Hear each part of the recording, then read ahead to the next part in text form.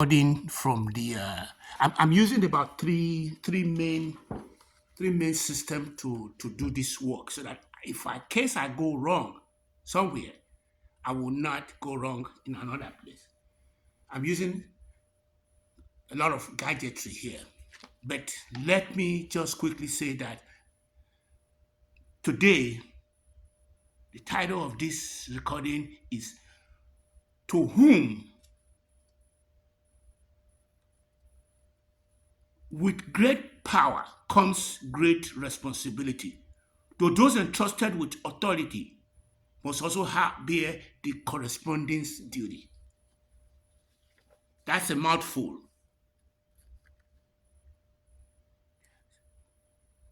I am urging my viewers to embrace this novel that is going to come out in a couple of days. I'm also encouraging extra contribution to support and amplify the enthusiasm surrounding the story.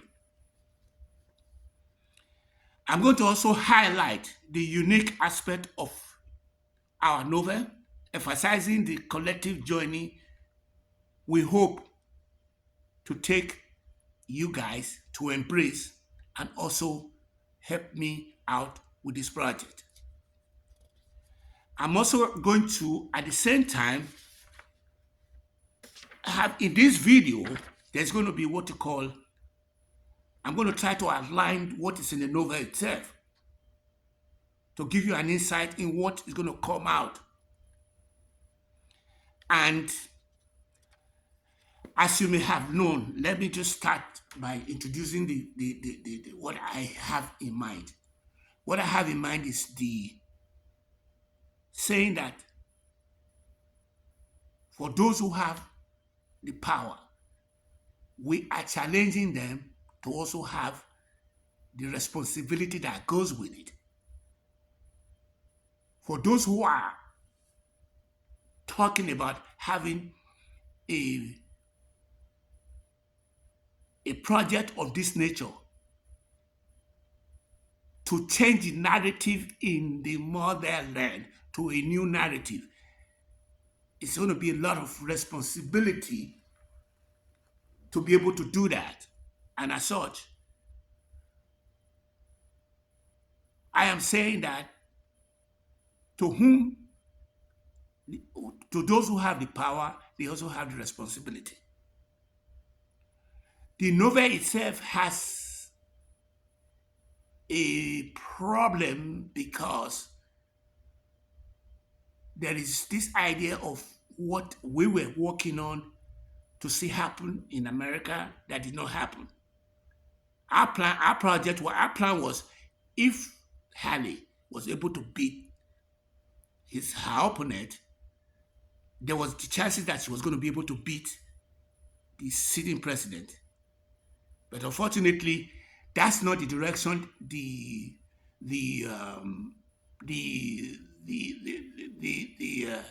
people who are voting for the primary. That's not the direction they wanted to go.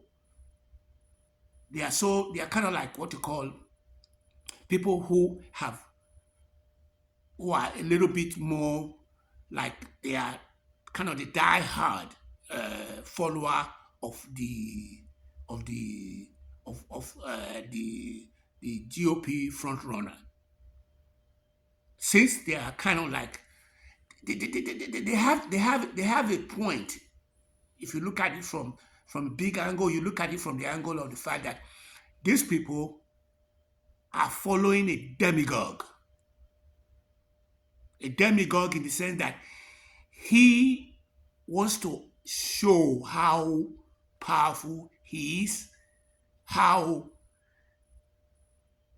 unconnected he is. But what people have refused to be able to, those people following him are refusing to understand is that they can be accused of being racist. They can also be accused of being misogynistic.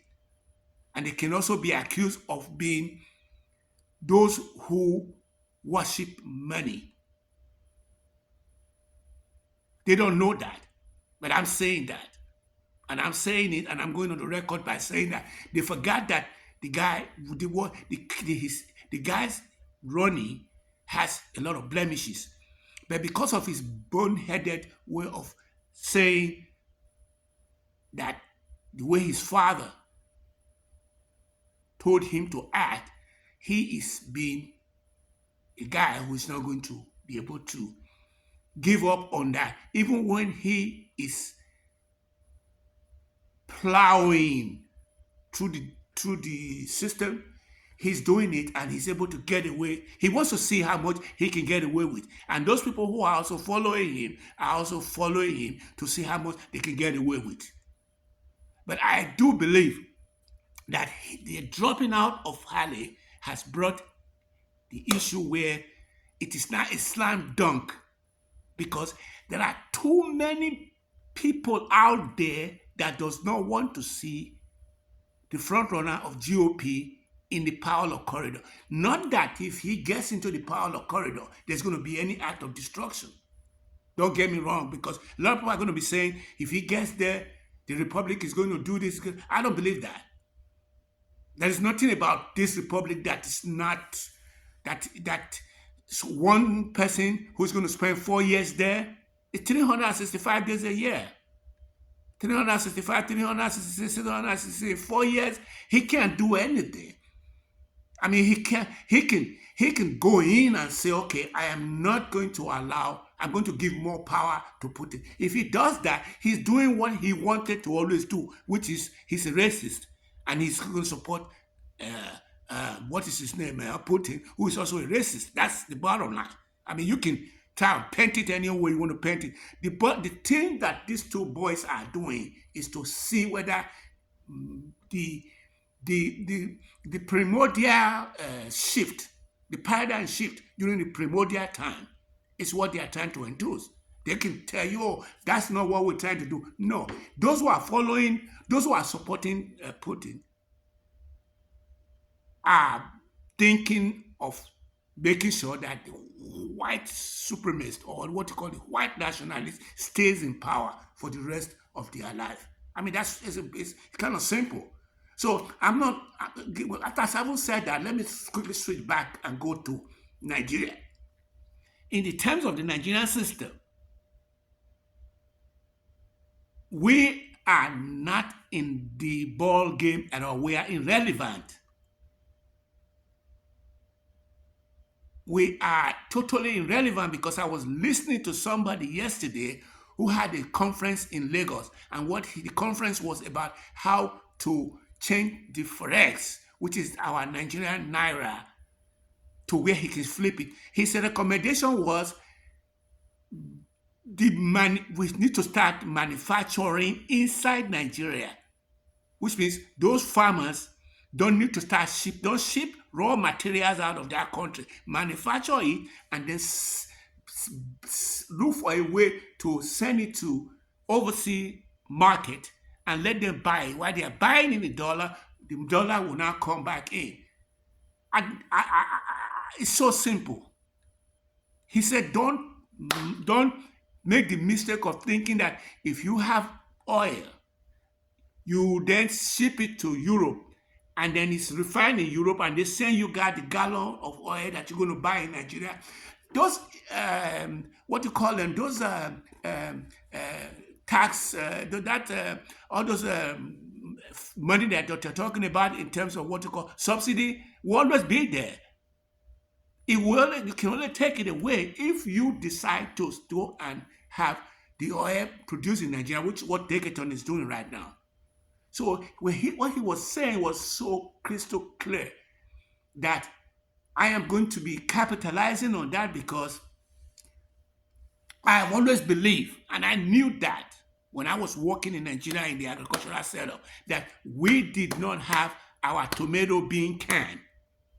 We did not have our Hebrew, the fish people, having to be able to put the fish in the refrigerator and grind it up to become crayfish, and then send it to American, or send it to Canada, or send it to any part of the world.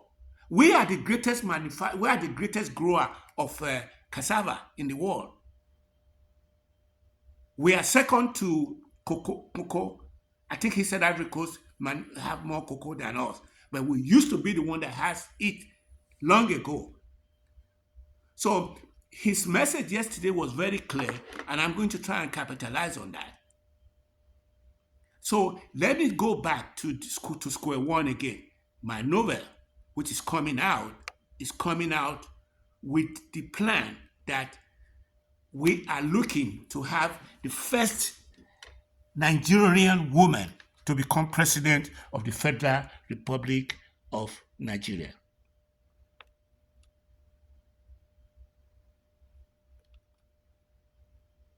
So we want